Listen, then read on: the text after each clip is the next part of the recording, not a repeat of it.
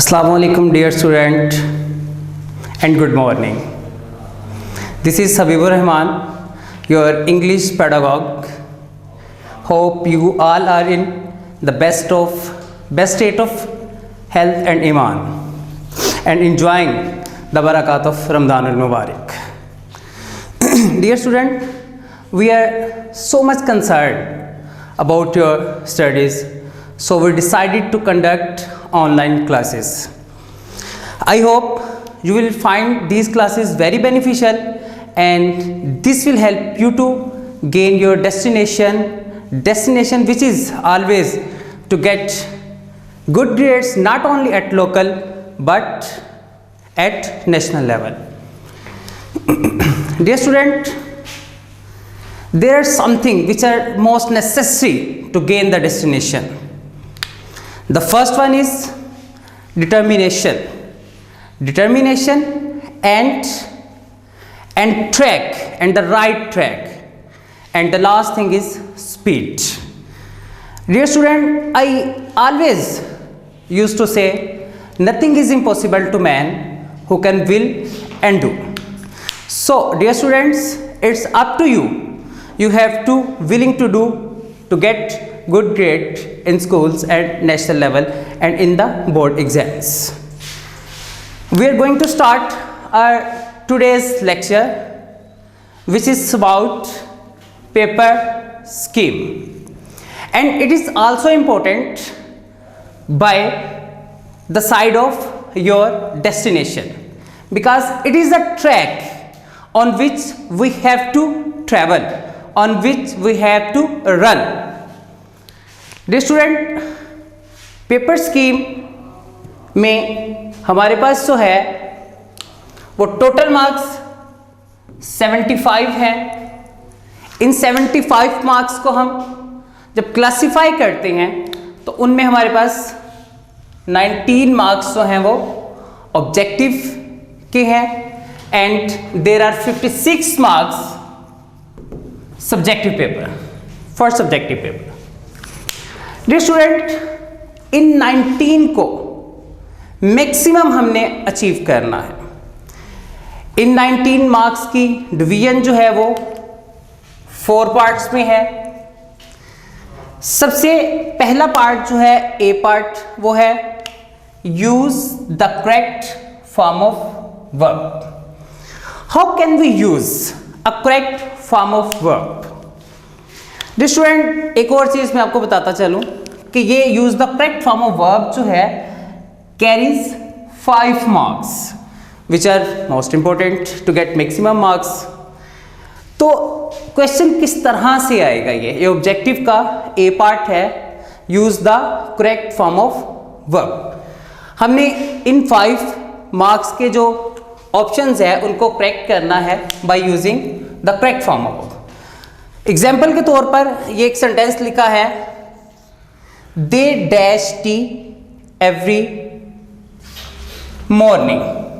दे dash T every morning. हमारे पास ये जो ब्लैंक है we have to fill up, but how can we fill up in a good way with correct ones? हमारे पास नीचे ऑप्शंस हैं. ए ऑप्शन है ड्रिंक, बी में है ड्रैंक, सी में है ड्रंक और डी में है ड्रिंक्स. अब हमारे पास ये चारों जो वर्ब है ये कंफ्यूजन भी क्रिएट करेंगे, मिलते जुलते हैं, ड्रिंक, ड्रैंक, ड्रंक और ड्रिंक्स. लेकिन हमने यहां पर पुट क्या करना है? एप्रोप्रिएट ऑप्शन करना है. हमने suitable option, suitable verb fill करना है यहां पर, जिससे हमें वो सेंटेंस ठीक होने के बाद 1 नंबर मिलेगा. इसी तरह के 5, ये 1 है, 4 इसके अलावा और होंगे, तो वो चारों के चारों और ये 5वां अगर सही होगा तो हम 5 मार्क्स गेन कर सकते हैं. अच्छा, इनमें हमारे पास they dash T every morning. हर सेंटेंस जो है कुछ ना कुछ हमें हिंट दे रहा होता है इंग्लिश में, कुछ ना कुछ चीज़ें हमारे साथ, हमारे ऊपर जो है वो अयां कर रहा होता है. अब यहाँ पर एक वर्ड यूज हुआ है एवरी मॉर्निंग. तो हमने पढ़ा हुआ है already in our 9th class कि जब भी कोई जनरल स्टेटमेंट हो, रूटीन वर्क हो या यूजुअल वर्क हो या यूनिवर्सल ट्रूथ हो, तो हम these type of sentences we use in present indefinite tense. तो they dash T every morning, यहां पर एवरी मॉर्निंग जो है ये हमारे पास क्या शो कर रहा है, ये रूटीन वर्क शो कर रहा है।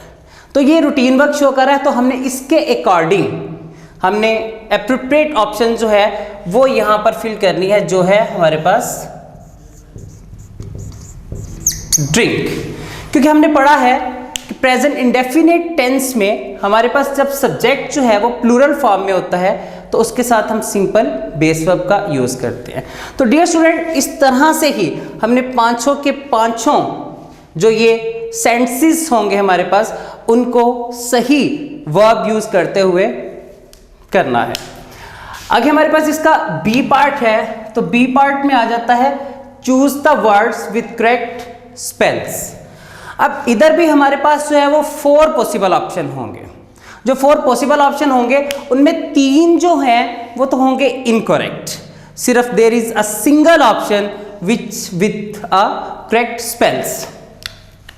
अब हमारे पास ऑप्शन में आएगा रिवेंज, REAVENG, REVANG, और इस तरह से ये, और इस तरह से ये, हमारे पास 4 ऑप्शन। अब हमने देखना है कि रिवेंज के करेक्ट स्पेल्स क्या हैं, वो कौन सा वर्ड है जो कैरी करता है करेक्ट स्पेल्स को रिवेंज के।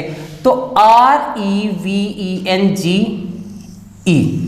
तो ये हमारे पास रिवेंज जो है ये करेक्ट स्पेल्स के साथ वर्ड है। तो हमने इसको एनसर्कल करना है, जो भी बोर्ड शीट में हमारे पास इंस्ट्रक्शंस आएंगी उसको फॉलो करते हुए। उसके बाद ये स्टूडेंट हमारे पास सी जो पार्ट है वो आ जाता है सिनोनिम्स का और एंटोनिम्स का। अब सिनोनिम्स का और एंटोनिम्स का जब हमारे पास वो पार्ट आता है तो उसमें कुछ वर्ड्स जो हैं जिनका सिनोनिम्स हमसे डिमांड किया जा रहा होता है, कन्फ्यूजन क्रिएट कर रहे होते हैं। वो कन्फ्यूजन क्या होती है, मैंने एक सेंटेंस लिखा है, the comfort of books defy times, the comfort of books defy times.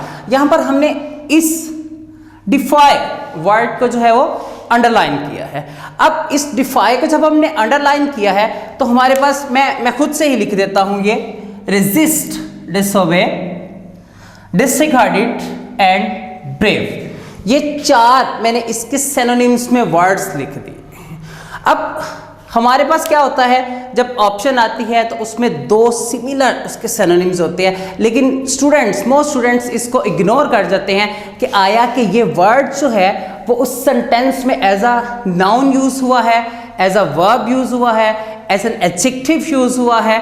तो जो भी हमारे पास पार्ट्स ऑफ स्पीच यूज हुआ है, हमने according to that particular parts of speech उसको जो है सिनोनिम्स प्रोवाइड करना होता है। लेकिन होता क्या है कि कंफ्यूजन क्रिएट करने के लिए कि 2 मिलते जुलते उसके जो है हम समझ रहे होते हैं ये भी उसका सिनोनिम है, ये भी उसका सिनोनिम है, तो बच्चे कुछ कंफ्यूजन का शिकार होकर कोई उसको टिक कर लेता है, मतलब कोई बी ऑप्शन है, कोई सी ऑप्शन है, किसी ने बी पे कर लिया, किसी ने सी पे कर लिया। तो ऐसा नहीं होना चाहिए, हमने एक्चुअल उस वर्ड को देखना है, फिर उसके अकॉर्डिंग उसका प्रॉपर सिनोनिम्स प्रोवाइड करना है।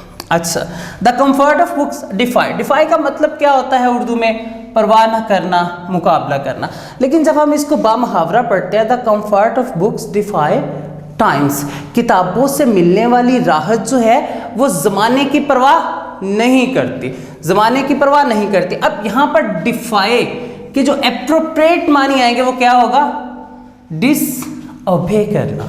तो कहते हैं ना ओबे करना है, वो डिसओबे, इसका एंटोनिम है ओबे का, डिसओबे करता है, मतलब वो उसकी परवाह नहीं करता।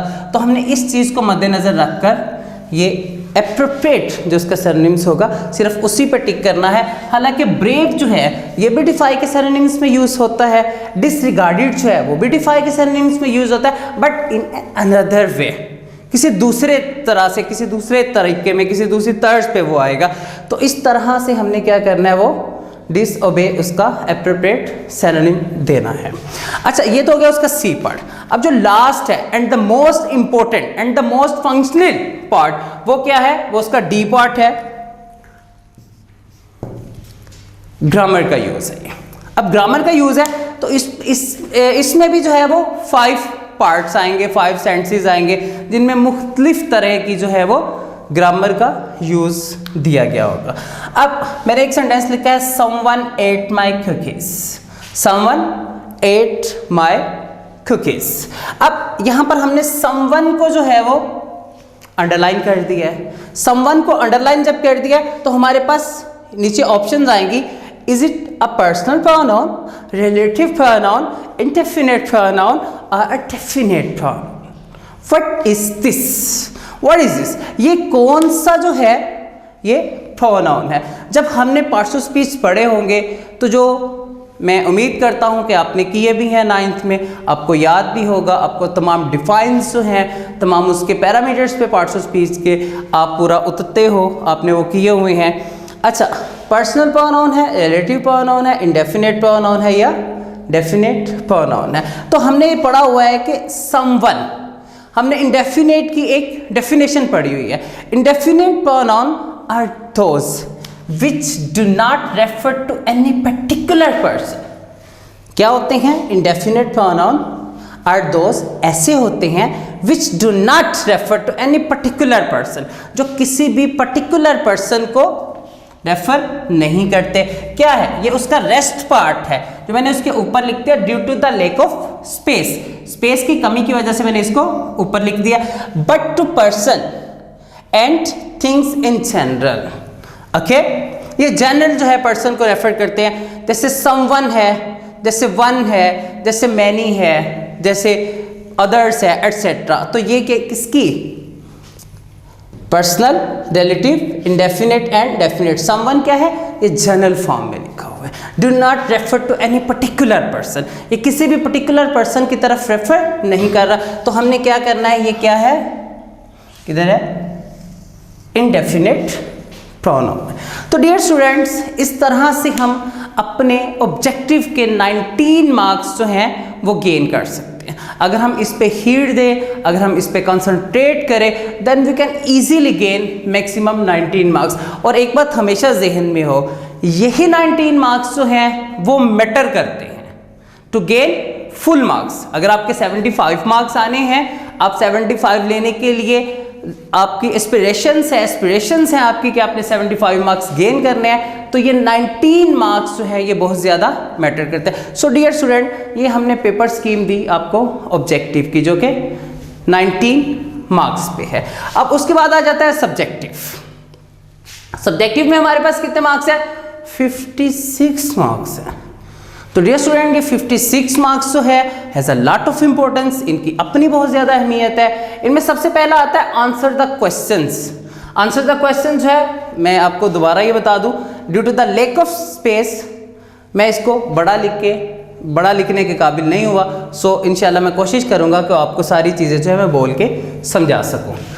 आंसर द क्वेश्चंस हैं, आंसर द क्वेश्चंस पे आपके पास ऑप्शंस भी आते हैं। 8 आपके पास क्वेश्चंस होते हैं, आपने 5 अटेम्प्ट करने होते हैं। 5 आउट ऑफ 8, तो ये कैरी कितने मार्क्स करते हैं, 10 मार्क्स। अब हमेशा जहन में रखना चाहिए कि जब भी हम कोई क्वेश्चन आंसर कर रहे होते हैं, किसी क्वेश्चन का हम आंसर दे रहे होते हैं, तो कौन सी ऐसी चीज़ है जो हमें ये बताती है कि इस क्वेश्चन का आंसर जो है वो इस वे में देना है, हमने इस तरह से देना है हमने। वो ये है कि हमने देखना होता है, सबसे पहले क्वेश्चन वर्ड को देखना होता है। वो क्वेश्चन वर्ड क्या है, वो क्वेश्चन वर्ड क्या है।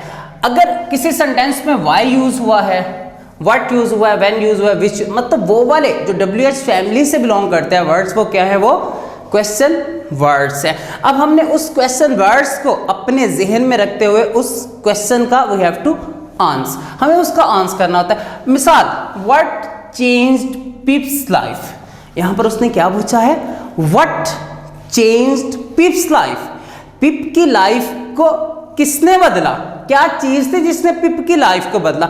अब हमने ये नहीं कहना कि हम पिप की लाइफ को डिफाइन करना शुरू कर दें, हम कोई इधर की बात कर ले, मतलब कैसे पिप की लाइफ चेंज हुई, ये चीजें बिल्कुल नहीं करनी। हमने क्या करना, इस क्वेश्चन वर्ड को अहमियत देनी है। वर्ड चेंज पिप लाइफ, वो क्या है, वो मनी हो सकती है, वो प्रिजनर्स की तरफ से मिली हुई उसको मनी हो सकती है, या उसकी एजुकेशन हो सकती है जिसने पिप की लाइफ को चेंज किया। तो हम इसको शॉर्ट करते हैं, क्या है क्वेश्चन, वर्ड को हमने फोकस करना है और उसी के अकॉर्डिंग हमने उसका आंसर करना है। उसके बाद आ जाती है ट्रांसलेशन। ट्रांसलेशन जो है वो 8 मार्क्स की है। एक लंबा चौड़ा मेथड है जो मैं आपको समझाना चाह रहा हूँ, लेकिन due to the lack of time, तो ट्रांसलेशन जो है वो 8 मार्क्स के।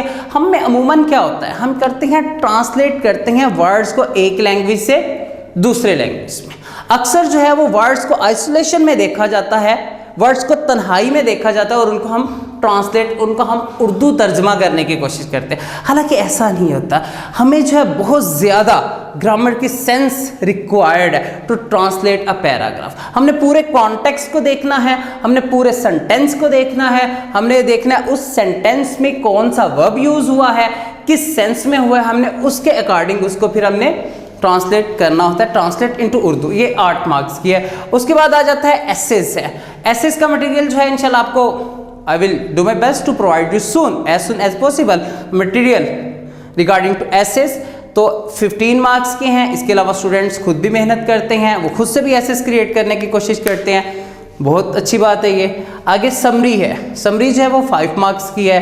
नरेशन जो है वो भी 5 मार्क्स के। इंशाल्लाह मैं अपने कमिंग जो लेक्चर्स होंगे कोशिश करूंगा कि नरेशन को फर्स्ट प्रायोरिटीज में रखते हुए सेकंड या थर्ड या फोर्थ लेक्चर में नरेशन पे एक लेक्चर हो। उसके बाद पेयर ऑफ वर्ड्स है 5 मार्क्स के, ट्रांसलेट इनटू इंग्लिश जो है वो एंड पे है। तो इस तरह से ये 56 मार्क्स जो है हमारे कंप्लीट हो जाते हैं। तो डियर स्टूडेंट, ये आपके पास एक रूट था। कौन सा रूट था? टू गेन योर डेस्टिनेशन, जिस डेस्टिनेशन की हमने पहले बात की। तो इस रूट को, इस कोर्स को हमने लागू करते हुए, इस कोर्स को अपनाते हुए, इस कोर्स को जो है हमने वो अपने पास रखते हुए आगे अपनी डेस्टिनेशन की तरफ बढ़ना है। So thanks to all my students. अल्लाह हाफिज़।